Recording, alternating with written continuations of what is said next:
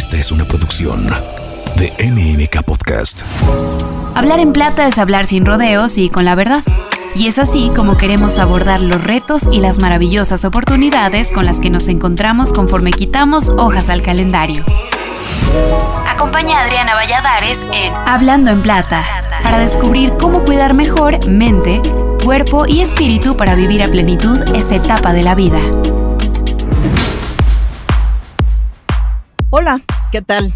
Soy Adriana Valladares y esto es Hablando en Plata, un espacio para compartir ideas e información para vivir con plenitud nuestra madurez, para sacarle todo el partido posible a esta nueva longevidad. Hoy hablaremos de la generación conocida como Baby Boomers. Sus últimos miembros, nacidos en 1964, varía. Hay quienes dicen que termina en el 60, hay quienes dicen, pero la fecha más amplia, digamos, va hasta 1964. Y si tomamos este año, pues están a punto de entrar los últimos de la generación en la llamada tercera edad. Platicaremos de lo que le ha tocado vivir a esta generación, de lo que nos ha tocado vivir, porque soy parte de ella, lo que nos definió, y cómo estas vivencias han impactado la forma en que estamos transformando la manera en que se vive esta etapa de la vida. Y para ello nos acompaña Marta Aces, psicóloga clínica y psicoterapeuta especializada en intervención de crisis. Es socia fundadora del Centro de Especialización en Psicología Clínica y Hospitalaria.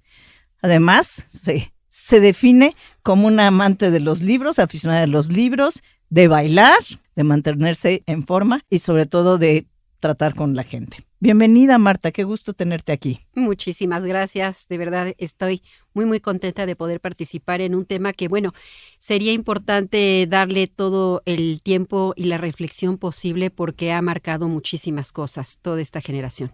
Pero vamos a empezar por el principio. ¿Quiénes son o somos los baby boomers? ¿Con qué nos comemos? Ya hablé un poquito de la fecha, pero ¿qué nos define? ¿Por qué se llama esa generación así? Tiene un antecedente, pues ahora sí que histórico, todo lo que fue aquello de resultado de conflictos bélicos, en donde se reorganiza la sociedad a nivel mundial, evidentemente, y pues entonces nuestros padres, nacidos por ahí en los 30s, 40s, son como muy estimulados a la procreación. Entonces fue el baby boomer, muchos bebés por donde quiera, porque había que reorganizar, porque se necesitaba que esta gente también tuviera estas familias y ese nuevo modelo de vida después de la guerra. Entonces, como reconstruir todo un aspecto social que se había visto muy lastimado porque no hubo espacio donde no fuera esto afectado. Entonces, sabemos que se perdieron muchas familias, muchos linajes de alguna manera, y por lo mismo era como una recuperación de la humanidad, vamos a llamarlo en esos términos, en esos países de aquellos años que, tenían contacto. Y por lo mismo, si este fenómeno se dispara, por llamarlo así, en Europa, no deja de impactar evidentemente Estados Unidos y por ende a Latinoamérica. Y estando nosotros al lado, pues entonces también fue toda esta nueva información de lo importante que era hacer familia, de que crecieran estas familias. Y hay que recordar que esa época, justo las postrimerías de la guerra, después de muchas carencias, miedo, incertidumbre, todo esto, entonces la gente no quería tener hijos porque no sabía lo que iba a pasar. Pero además venían de 2 décadas antes, de las últimas 2 décadas de la depresión, la recesión, etcétera. Entonces eran como décadas en las que el panorama se veía tan incierto que se detenían mucho para tomar decisiones como ese tipo de compromisos. Entonces, por un lado, lo que dices tú, este deseo de volver a vivir, digamos, en paz, pero con prosperidad o con normalidad, creo que incluso hasta sería la aspiración, por un lado, y por el otro, pues las ganas de tener familia como parte de este deseo. Entonces, creo que es muy interesante, estamos hablando de el primer año que se considera parte de esta generación es 1946, hoy tiene 77 años, entonces es antes de los 50, quiere decir que es una generación que le tocó vivir su juventud, su adolescencia y su juventud en los 50, 60, que fueron años muy turbulentos. Entonces, ¿qué fueron esa dureza de la guerra, esa dureza de soldados yéndose, en el caso de Estados Unidos, como tú bien dices, Europa, regresan a casa y hay esta necesidad que tú mencionas? ¿Cómo los impacta? ¿Cómo se refleja? Definitivamente fue un manejo de las emociones y de los sentimientos totalmente diferente. Entonces, por lo mismo se valora lo que fue aquella carencia contra lo que ahora se tiene tanta esperanza, tanta expectativa. Y por lo mismo es como ser más en el deleite de la vida, en el vamos a gozar, en el de vamos a abrirnos. Y por lo mismo que manejas estas décadas, ¿no? De los 50, vamos a pensar que empiezan estos movimientos juveniles, como que a los chicos se les dice, se abre la puerta, pueden hacer cosas, entonces se pueden vestir muy diferente, hay vida, hay alegría, hay movilidad. Y bueno, con toda la tecnología que se da y todo ese boom económico también que se tiene, sobre todo en la parte de Estados Unidos, pues se impacta en todo lo que eran en su momento los medios de comunicación. Y pensemos en aquellas películas de los años 50, donde curiosamente alguien me comentó, parecía que eran huérfanos. En esas películas se veía una parvada de adolescentes que se subían a estos carros terriblemente grandes, se acomodaban y andaban descapotados, y entonces todo era fiesta, todo era diversión, y como que los veranos duraban 6 meses, y todo era ir la malteada, la bailada, pero con una libertad que no se conocía por toda la presión anterior, porque no acababa de salir una generación de la Primera Guerra Mundial, apenas se empezaba a modificarse cuando llega la Segunda, entonces fueron como situaciones generacionales tristes, perdidas de alguna manera, con mucha pérdida de vidas. Y aquí, cuando se busca reorganizar y vienen todos estos fenómenos sociales internacionales para normatizar la situación, bueno, pues entonces vamos a abrir la puerta para que estos jóvenes vivan, crezcan. Y yo veo otro punto muy interesante. ¿Hasta dónde será que nació una verdadera mercadotecnia? Con toda esta venta de lo que sería una malteada, una Coca-Cola, un refresco, o todo lo que sería ropa, en donde antes no se tenía esa libertad de poder tener varios zapatos, varias faldas, varias chaparras. Tocas un punto muy interesante porque sobre todo no se le vendía a los jóvenes, ¿no?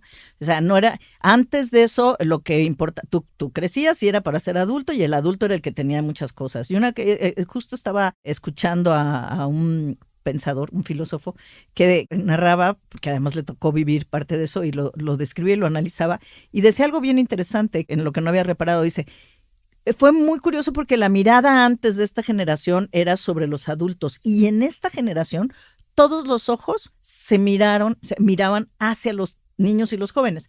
Dice, yo me acuerdo que de repente decía, pues es que el mundo es mío, porque la portada de la revista Time tocaba temas que les interesaban a ellos. Y eso que tú dices complementa muy bien esta idea. Se vuelve importante, se vuelve interesante, se vuelve en el centro de atención. Entonces, es una generación que crece con esta sensación de yo puedo, aquí es, que es curioso porque, y háblame de esto, por un lado es esta parte de yo puedo, yo creo que empieza a aparecer de tú puedes ser lo que tú quieras, no hay límites, a ti te venden, tú eres es el centro de atención en muchos sentidos, esta generación para sus padres y para el mundo.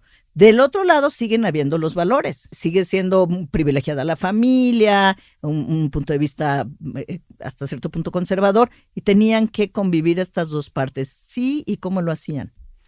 Era complejo. Definitivamente lo que se encuentra ya en periódicos, en revistas de la época, se veía que por un lado le vendo al chico, le voy a fomentar el que busque consumir, y por el otro lado estarás en tu casa, deberás también obedecer a tus padres, y todas las situaciones religiosas, ¿no?, que también estaban ahí inmersas.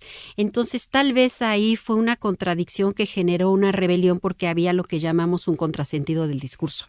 Esto que polariza y que si lo vemos así en el típico te doy, disfrútalo, pero espérate a dónde vas y te cierro la puerta, pero entonces estos chicos lo veíamos en esas películas no muy, muy significativas de estas partes de los suburbios norteamericanos que también tuvieron ese gran boom. Era salirse por la ventana, ¿no? Y se aventaban al árbol y se escapaban a tener la aventura. Y entonces, por un lado, quiero ser bueno, no soy malo, pero déjame disfrutar lo que por un lado me estás proporcionando. Claro. Sino como para qué me lo das si no lo voy a vivir y con mis pares. Y es como la primera vez que aparece, que hay una ruptura. Hasta entonces la aspiración era ser adulto y tú querías ser adulto para poder hacer cosas. Y aquí hay una ruptura donde dices, yo no, sí, no es que no quiera ser adulto, pero yo no quiero ser como ese adulto. Yo quiero ser diferente y quiero un mundo diferente, y se ve en la cantidad de movimientos sociales, la fuerza que tienen, etcétera, etcétera. Exactamente, porque además se regresa a los espacios universitarios. Claro. Ya no se va tanto a los ejércitos o a una actividad, vamos a llamarla así, de oficios, sino que se abre. ¿Por qué? Porque ya me enteré de todo lo que puedo aprender con esta comunicación que hubo de Europa a América. Entonces, como que la universidad sí es importante y empiezan también a florecer centros universitarios académicos. Entonces, estos chicos se quieren trasladar a esos espacios y hacen estos grupos. Y de ahí que también se da esta primera apertura muy evidente de salir del hogar para vivir en espacios como son los mentados college o ya seguir otro tipo de estudio y entonces acercarme a la ciudad. Empiezan a tener otra importancia las ciudades y ahí convergen muchas ideas, más todavía estos movimientos ya reflexivos donde toman filosofías sí muy europeas, pero que no por eso dejan de tener su toque ya también, vamos a llamarlo en esta primera etapa tal vez, americano, y que hace que se convenzan de que tienen el derecho. Pero no el derecho porque me lo dan mis padres y me lo autorizan, sino porque me pertenece esa libertad, nací con esa libertad. Porque todos estos autores y filósofos les hacen ver de que, bueno, te vas a responsabilizar de tu vida. Y de ahí que son pensamientos como ya más contestatarios, que son más confrontativos, de si eres mi padre, pero a ver, espérate, tu tristeza, todo lo que has escuchado en aquella infancia, juventud, ya no me pertenece. Y la escasez en la que vivieron. Exacto, entonces no me limites porque ya lo tenemos, ya hay todos estos alimentos, hay todo este, no sé, lujo. Tengo acceso a muchas cosas. A muchas cosas y sé que hay un mundo diferente fuera de esta frontera de mi comunidad. Y fíjate que tú, por ejemplo, ahora que pones el ejemplo de las universidades y que se van a vivir a las universidades, eso en Estados Unidos, eso no pasaba y sigue, creo, sin pasar tanto en México. Sin embargo, sí se vivía algo similar, porque ahorita recuerdo cómo hubo una época que incluso todas las películas eran de universitarios, o sea, en los 50s y 60s, bueno, no todas, estoy exagerando, pero muchas películas, sobre todo las que trataban temas urbanos, tenían que ver con la rivalidad Poli-UNAM, tenían que ver con todas estas cosas que también, o sea, así como decías, de Europa pasan muchas ideas a Estados Unidos, también de Estados Unidos bajan a México, adaptadas a nuestra idiosincrasia y a nuestra realidad. Sí. ¿Correcto? Sí, de alguna manera tropicalizamos esas situaciones y buscábamos imitar tal vez el modelo, pero curiosamente yo veo que sí se generó uno propio, sobre todo en estos movimientos de los primeros grupos de rock and roll, donde se hacían esas primeras tocadas, ¿no? Y que entonces se iba a la casa y montaban una batería, 2 guitarras, una chica que cantaba, un pandero, a veces una armónica, ¿no? Y no era el sistema norteamericano, sino que le dimos nuestro toque. Nuestro toque también por los alimentos, también por el tipo de arreglo, no era tan americanizado, porque no deja de ser, a final de cuentas, un impacto latinoamericano muy grande. Somos muchísimos y entonces se manejaban también muchas versiones y una visión y una interpretación diferente de lo europeo. Marta, ¿es posible argumentar que esta generación es quizás una de las que haya tenido que adaptarse a mayores cambios de forma acelerada, ya que en muy corto lapso de tiempo fue testigo de cambios muy relevantes en la humanidad?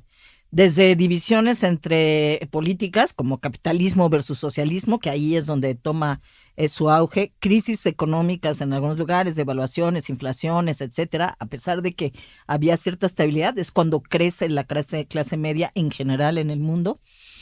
Como tú bien decías, mayor acceso a la educación superior, es un cambio muy relevante. Más participación de la mujer en el ámbito laboral. La guerra hizo que las mujeres llegaran a trabajar y luego pues muchas no quisieron o eligieron no regresar, no salir, no dejar sus trabajos. Lo que decíamos de la lucha de los derechos civiles, sexualidad más abierta, mayor acceso a las drogas. Cuéntanos un poquito cómo es estas cosas que le toca vivir a esta generación y que la van a impactar en su forma de verse a sí mismos y al mundo. Yo te diría que el arranque fue lo que nos dejó esa guerra, que fue en las ciencias, en la medicina. en estos nuevos manejos hasta quirúrgicos, que antes se perdían estas personas en la guerra, ¿no? Pero por allá había una señora, Madame Curie, ¿no? Que hizo las primeras ambulancias que cargaban ya con los rayos X. Entonces la gente ya no moría tanto en el campo, regresaba, se rehabilitaba, traía historias, contaba, y entonces se buscaba la esperanza de que no se fuera a repetir. Y por el otro lado nace todo lo que son medicamentos en esta búsqueda de rescatar vidas, que le dan al ser humano una proyección de más años, cosa que los abuelos o los padres anteriormente no lo vivían. Entonces ahora, como se busca esa vida, libertad, vamos a salir adelante, hay un cambio hasta en los hábitos.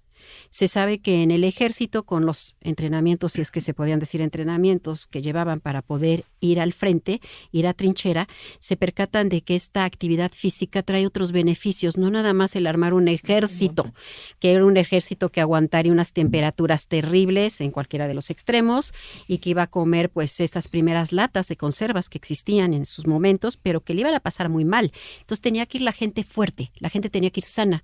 Los entrenan y después creo que hay que seguirnos entrenando. Uh-huh. Y nacen todos estos conceptos de que también en las escuelas, al regresar de la guerra, se le diera a la gente joven estas primeras opciones de ejercitarse, de hacer equipo, como lo hacían también los soldados. Y ese consenso, la alimentación la hace que también se modifique. Como decía, otro de los cambios muy importantes tuvo que ver en esta rebelión, por llamarle así, que además era sintomático. Estaba el rebelde sin causa, había hasta casi mitologías o leyendas se construyeron alrededor de eso. Fue una generación que ya comentábamos, no quería ser como sus padres, y fue una ruptura muy abrupta, porque yo no quiero ser como tú. Pero eso se tradujo en un montón de cosas, música, en muchas expresiones de quiero ser diferente, y era una ruptura. Pero también en salir en organizarse y salir a las calles a decir no estoy de acuerdo y manifestarte. Fue una ruptura importante. Platícanos un poco de cómo cómo pasa eso y cómo vive esa yo no quiero ser así, yo quiero ser de manera diferente y quiero vivir de manera diferente. Estos movimientos ideológicos que se empiezan a permear, en donde la identidad se empieza a definir y se entiende lo que es por primera vez un joven a diferencia de un adulto. Porque en esos años, si recordaremos, se hacían hasta los rituales de ya eres señorita, ¿no? Ya eres un joven. Entonces los disfrazaban de señorcitos, de señoras en chiquito, y vámonos a buscar el matrimonio, y no había el espacio de poder ejercer una libertad. De una tutela familiar pasaba una tutela del matrimonio, y si no, también podría ser a la religión. No había muchas opciones.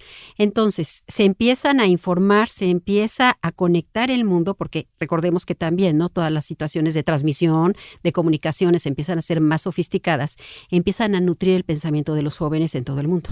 Básicamente en los movimientos que se dieron en el centro de Europa, en donde hay esta rebelión a los gobiernos por todo lo que había dejado de secuelas la guerra, y acomodarse ante la vida, ante no quiero ser como ustedes fueron, vamos a ser diferentes, pero sí generando una identidad contestataria. Y como van estos espacios educativos, intercambian ideas y entonces se organizan y se unen y establecen a qué vamos a revelar, a qué vamos a pedir, a qué estafeta vamos a ir cargando, y que nos escuchen, y están las calles. Entonces, si esas calles habían sido de militares que invadían o que liberaban, y funcionaba y la gente se enteraba porque eran esos balcones donde se festejaba el que ya habían liberado una ciudad, o al contrario, cerremos las puertas porque ya vienen estos a invadir, vamos a utilizar ese nuevo espacio que son las calles. Fue una idea genial. De ahí es donde vamos a tener esa visibilidad. Se organizan, salen, ya desde estos atuendos diferentes, esta idea de vivir con otro tipo de calidad, con esta libertad, y se empieza a generar en donde quiera esta como sana contaminación, yo diría, porque yo estoy muy en pro de ello.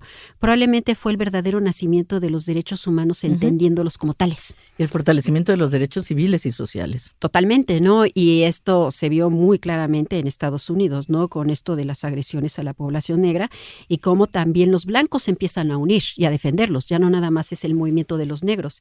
Y esto hace también un contacto interracial. Y cuando esto se da, el respeto también se establece. Y aunado a esto, esos avances de la medicina, del manejo de lo que puede ser el control de mi cuerpo. Ahora estoy sano, ahora sé que puedo comer esto y es más sano, y hago ejercicio. Y, oh sorpresa, en los 50 aparece la píldora anticonceptiva, la famosísima píldora, que obviamente en nuestro país estaba totalmente vetado el tema, ni manera, pese que aquí se originó. La píldora anticonceptiva nace en México, los laboratorios se la llevan allí y se comercializa en Estados Unidos. Igual que, por cierto, la televisión, ¿verdad? Que es Varela aquí. Que también surge en esa época que nos toca. La primera tele todavía se juntaban. En mi casa no hubo cuando yo era niña, ¿no? Pero es cierto, es muy interesante lo que dices, porque además se van fortaleciendo estas cosas y estaban sucediendo cosas en el mundo, movimientos estudiantiles. Bueno, no olvidemos que es la generación que le tocan los movimientos estudiantiles en muchos países en el 68. Sí, es 67, 68 llega directamente a México y es una respuesta ante la posición política que vivíamos. Hoy no entraremos más en eso porque no es el objetivo definitivamente, pero estos jóvenes que estaban en sus 18 años, 17, 20, porque además eran terriblemente jóvenes, no eran gente de veintitantos, no, eran muy menores de edad de hecho, ¿no? Se unen y salen a las calles a decir que no están de acuerdo con lo que está pasando y entonces ahí es donde se empieza a vivir esa libertad de expresión, que ha salido carísima y que yo diría ya ha valido la pena. Claro. Porque hizo toma de conciencia también de algunos padres, de voltear a ver y bueno, ¿por qué se puso así? ¿Y por qué está en este enojo? Y empieza a generarse literatura y empieza a salir cine y más lo que nos llegaba del extranjero, entonces se absorbe toda esta información. Y sigue así hasta la fecha. Muchos padres ahora es más común que escuchen a los hijos y se interesen a través de los hijos, que digan, ¿qué está pasando? Y entiendan cosas que están cambiando también muy aceleradamente hoy. Y en este contexto también está esta parte de una visión diferente de la sexualidad. Nosotros de repente nos espantamos por lo que vemos hoy, pero la verdad es que también hubo un resquebrajamiento de lo que se pensaba antes de la sexualidad. Yo me acuerdo que era de llamar la atención y había gente, obviamente todo lo que estamos diciendo no es que fuera, las transformaciones de las generaciones no son parejas y uniformes y homogéneas, ¿no? Hay de todo. Pero yo me acuerdo que cuando yo estudiaba en la prepa, en la clase de ética, leíamos Un mundo sexualmente libre, La libertad sexual de los jóvenes, ya eran nuestras lecturas de formación, porque justamente había un movimiento de además tú tienes derechos como mujer y tú también puedes vivir de otra manera y como hombre tú tienes que entender y respetar a otra mujer. O sea, empezó que yo creo que sigue hasta la fecha, este desacomodo, por llamarle de alguna forma, o por lo menos esta tensión de las mujeres empiezan a cambiar y los hombres tienen que empezar a entender estos cambios que van lentamente y continúan. Ha sido un proceso súper largo. Por supuesto, también el tema de las drogas, que se vuelve algo muy popular en esa época. Desde tu perspectiva, todos estos cambios históricos, algunos que estamos tocando porque son muchísimos, la llegada del hombre a la luna, el desarrollo de la computación en sus inicios, todavía no casera si quieres, pero ahí estaba, cómo todos estos cambios históricos pueden haber influido en la perspectiva sobre la vejez que tenemos los baby boomers. ¿Cómo pudo haber influido en esa perspectiva? Muchísimo, porque nos hizo pensar en más años, en perspectiva, en voltear y decir, me cuido, estoy sano y controlo cuántos niños y puedo estudiar, entonces puedo disfrutar la vida. Porque y empieza a ser ese círculo virtuoso, ¿no? Y llego a los 40 y me siento sano y me siento bien y resulta que empezamos hasta a emparejar ciertas actividades. No me veo mal si voy a hacer ejercicio a donde hay gente más joven que yo. Y estos tienden a ser más tolerantes también con mi imagen. Ya no nos segmentamos tanto de que los grandes se ponían a platicar en esa sala y se iban los chamacos allá atrás, ¿no? Porque esto no es tema de niños, llévenselos a jugar. Entonces había ahí una brecha, un abismo terrible de información del mundo. Y no, ahora resulta que podemos tener acceso a los mismos medios y poder debatir los puntos de vista. Entonces, esto no nos deja como fuera de la jugada. Podemos pasar experiencia, pero seguir ejerciendo opinión, actividad, aportando todavía mucho en lo laboral, muchísimo, porque también este concepto de a los 50 me veo grande, pues resulta que a los 60 estamos pensando si me pongo a estudiar algo porque puede ser online y entonces pues no tengo problema, ¿no? Y que hay espacios donde están diseñados para que yo pueda tener todas las comodidades si mi organismo empieza a tener por ahí algunas fallitas. Y la comunicación nos da ese sentimiento de que estamos protegidos, entonces lo podemos hacer. Claro. Me puedo mover y entonces puedo avisar, lo puedo hacer. Claro. Entonces, como la vida se ha prolongado más de una década de lo que estaban viviendo nuestros abuelos. Ahí yo creo que fue el gran cambio. Tengo tiempo, tengo salud, ¿cómo lo voy a disfrutar? Nos estamos dando permiso de vivirlo, de disfrutarlo, sin ninguna culpa de una sobrecrianza, que esa es otra gran ventaja que yo veo, a la hora de que las familias se empiezan también a modificar y no se tienen más que promedio 2, 3, y ahorita ya estamos viendo que es 1 con suerte. Entonces todo eso hace que nos dé movilidad. No vamos a ser los abuelos de una cantidad bárbara de chiquillos. Uh-huh. Que puede ser encantador, yo no digo que esté mal, no es una crítica en ningún momento, pero cuando digo, a lo mejor voy a ser abuelo de entrada más grande. Y si lo soy de 1 y de 2, ¿qué voy a hacer con mi tiempo? Lo voy a disfrutar. Y estás viendo fenómenos muy interesantes como esta decisión de de mantener una participación activa en la vida en general.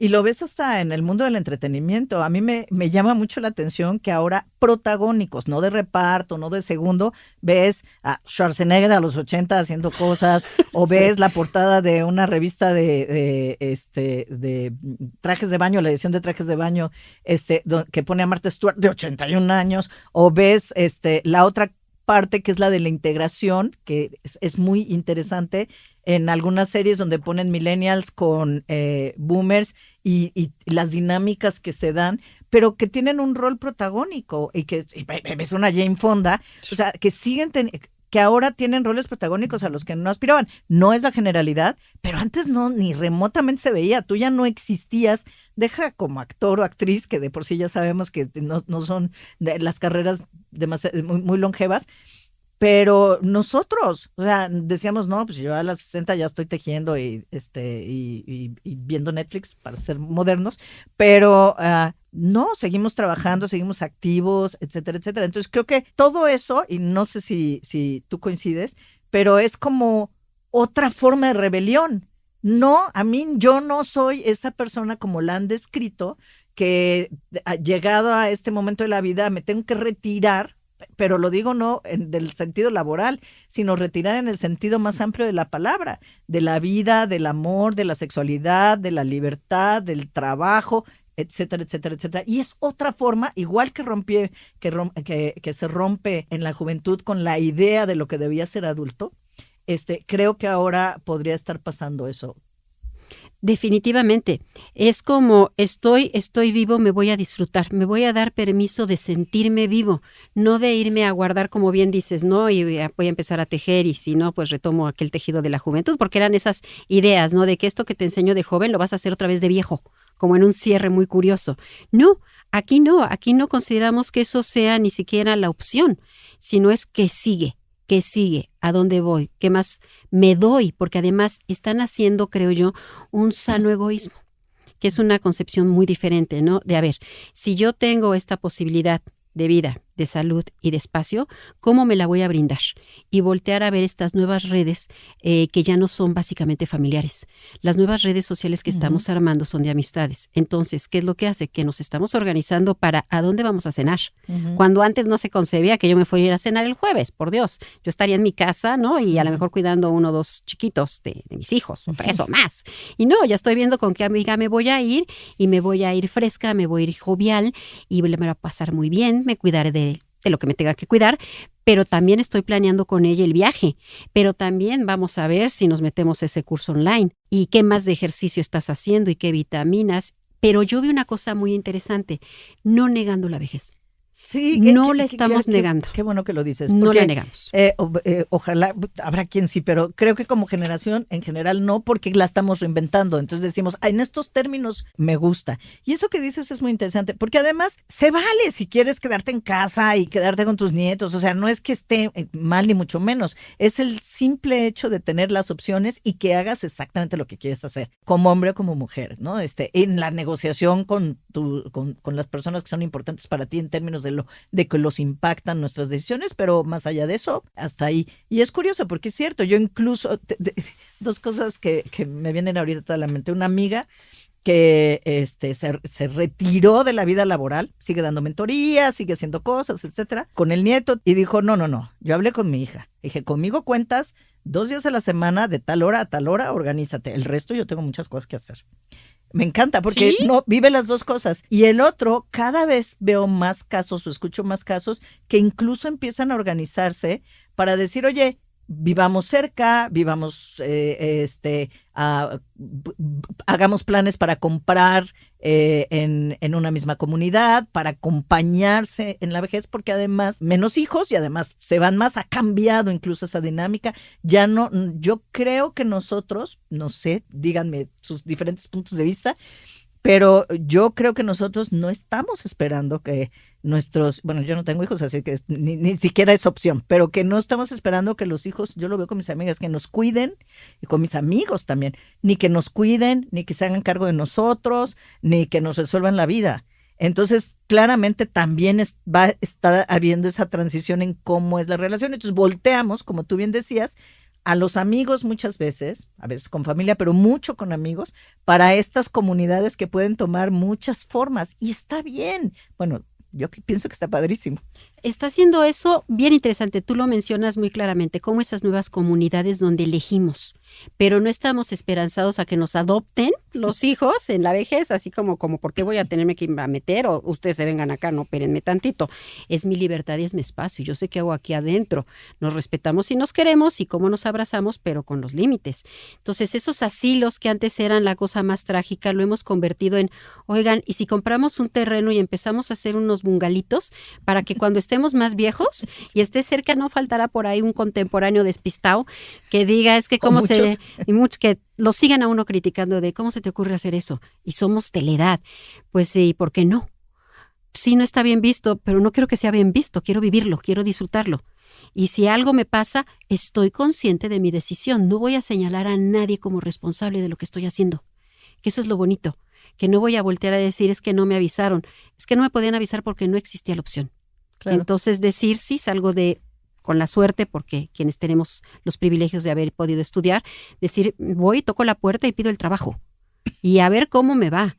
Y voy a tener horarios. Y entonces si uno decide tener parejas, si decide o no tener hijos y cómo se divide, sí, pero el cierre que se empieza a ver ya entrados a los 60 está siendo buenísimo. Pues la invitación con esto que termina diciendo es que esa valentía la usemos, la aprovechemos hoy en esta etapa de la vida para tomar las decisiones que querramos, las que sean. No importa, no hay un camino correcto. Eso, si algo hemos aprendido es eso. No hay un camino correcto, pero la única forma de descubrir cuál es el nuestro es continuar con esas acciones de tomar al toro por los cuernos y sacar el mejor partido posible, el mejor provecho posible de todas las situaciones. Marta, qué placer, qué gusto tenerte aquí, de verdad, un gozo charlar contigo. ¿Dónde puede la gente contactarte o contactar a la clínica que tú has fundado? Muchas gracias. Mira, somos así como muy prácticos, para eso está también esa tecnología que hemos aprendido a manejar y están los WhatsApps, ¿no? Entonces, mandar un mensaje al